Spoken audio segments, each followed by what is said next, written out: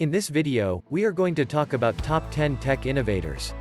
So before starting this video, please like this video and subscribe to this channel for our future updates. Number 1. Eric Schmidt, Larry Page, Sergey Brin. Governing Tribunal, Google. Google has had a huge impact on the internet era. It owns 64% of all web searches, and search is the most common way for people to find what they're looking for on the internet. Google controls 57% of the market for online ad placement. According to some figures, the organization operates 36 large data centers around the world, giving it more processing capacity than any other individual on the planet. As if that weren't enough, Google continues to stomp into other companies' businesses with its brand, power, and $15.8 billion in cash. Android, Google's mobile operating system, infringes on Apple and BlackBerry's turf. This year, Google is expected to use its Chrome browser to compete with Microsoft's Internet Explorer and invest heavily in alternative energy businesses. Industries are on high alert wherever Google fires its guns. Google is unusual in that it is run by 3 people rather than 1.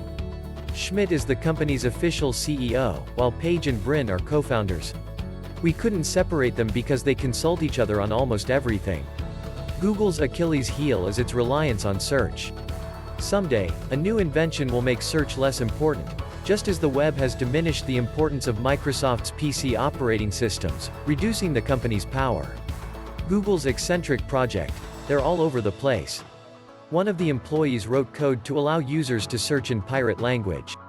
Another made a joke: type, "Find Chuck Norris" into the search box and then press "I'm feeling lucky." Number 2. Jeff Bezos, CEO, Amazon. When Jeff Bezos was named Person of the Year by Time magazine in 1999, he had the greatest influence on Barnes & Noble and Kmart.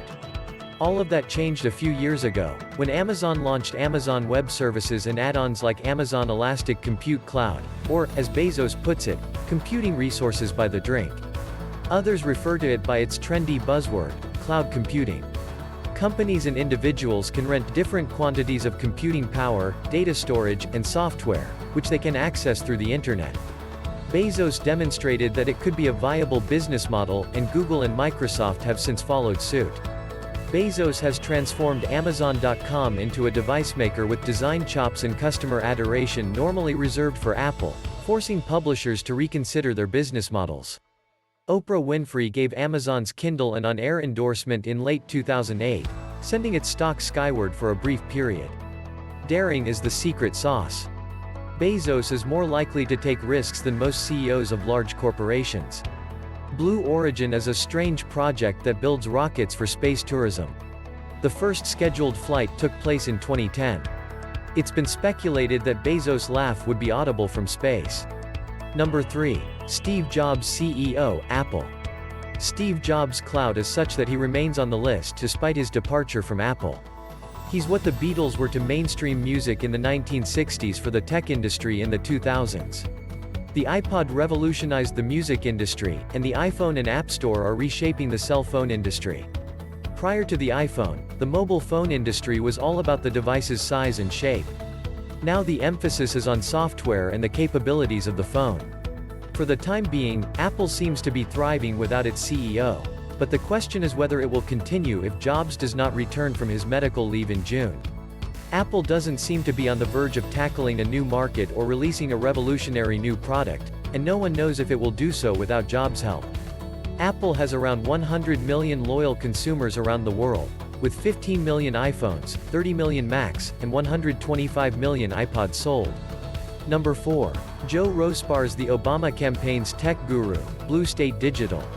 Pundits have predicted that the internet will change politics for more than a decade. Joe Rospas was the one who actually pulled it off. Rospas, who is still in his 20s, who over 30 would know how to do all of this, worked as the Obama campaign's new media operator, interacting with supporters through Facebook, MySpace, YouTube, Twitter, text messaging, and electronic fundraising.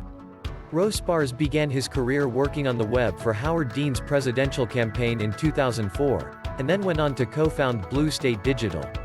Following Obama's election, political campaigns are knocking on the company's entrance. Powerbase. Legions of want-to-Bamas scouring the internet for better ways to get elected, before their opponents do. Number 5. Stephen Chu, U.S. Energy Secretary. Redirecting the Department of Energy from nuclear weapons development to combating global warming seems to be a no-brainer, and Stephen Chu is the man to do it. Chu, a true scientist, has Obama's blessing to make green tech a top priority. Chu has been the director of the Lawrence Berkeley National Laboratory since 2004 and was awarded the Nobel Prize for discovering how to cool and trap atoms for research. He's been involved in energy and climate change campaigns for a long time. "If I were emperor, I would bring the pedal to the floor on energy efficiency and conservation," he told Reuters last year. Childhood oddities. Taught himself how to pole vault using bamboo poles from a nearby carpet shop. "I was able to get 8 feet away." Number 6. Shigeru Miyamoto, Senior Managing Director, Nintendo. Donkey Kong, Nintendo's first smash hit, was developed by Shigeru Miyamoto in 1981. But it was nothing compared to Miyamoto's brainchild, the Wii, which was released in late 2006. The Wii revitalized the entire industry by making video games easy to manipulate with hand movements. Nintendo has sold over 36 million Wii consoles, and Wii Sports has recently surpassed all other games as the most successful. Miyamoto plans to use the Wii in the coming year to bring video gaming further into people's lives. In Japan, he's already working on a streaming, interactive TV channel for the Wii. If the channel is a success in Japan, Nintendo may consider expanding it internationally in late 2009. Number 7. Jason Kilar, CEO, Hulu. In 2007, a preppy former Amazon.com executive named Jason Kilar was hired to create an online TV outlet for a Fox-NBC collaboration. Given the mediocre performance of all previous online TV attempts, it seemed an unlikely challenge. Kilar, on the other hand, persuaded NBC and Fox to upload famous shows like Saturday Night Live and The Simpsons, added some social features, and made Hulu easy to use.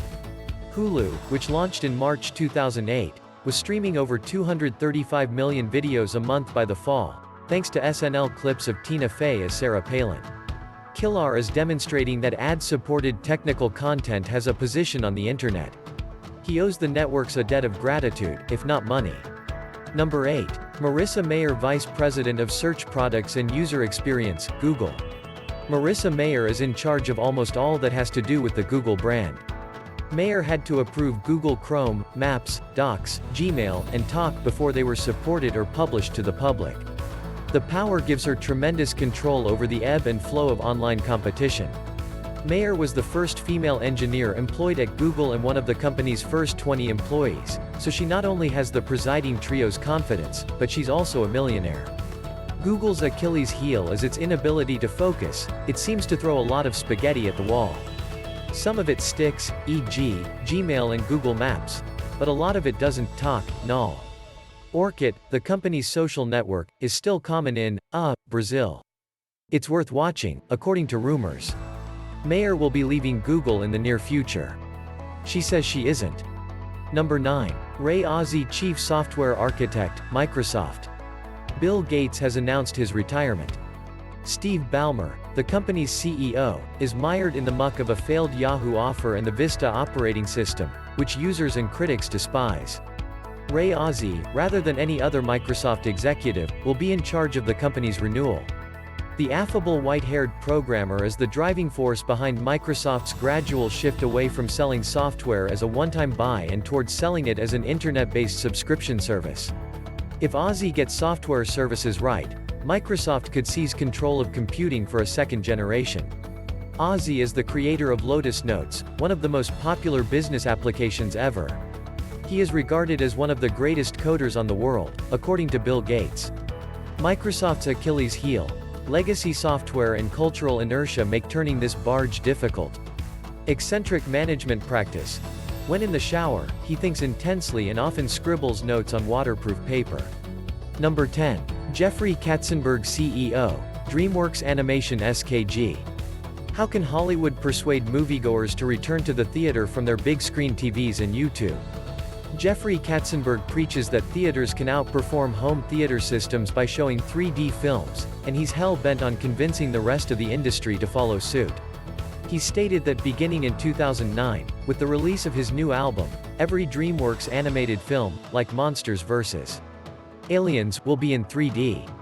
However, that approach can only work if most theaters can display digital 3D, and only a small percentage of them currently have the necessary and at more than $70,000 per pop expensive equipment.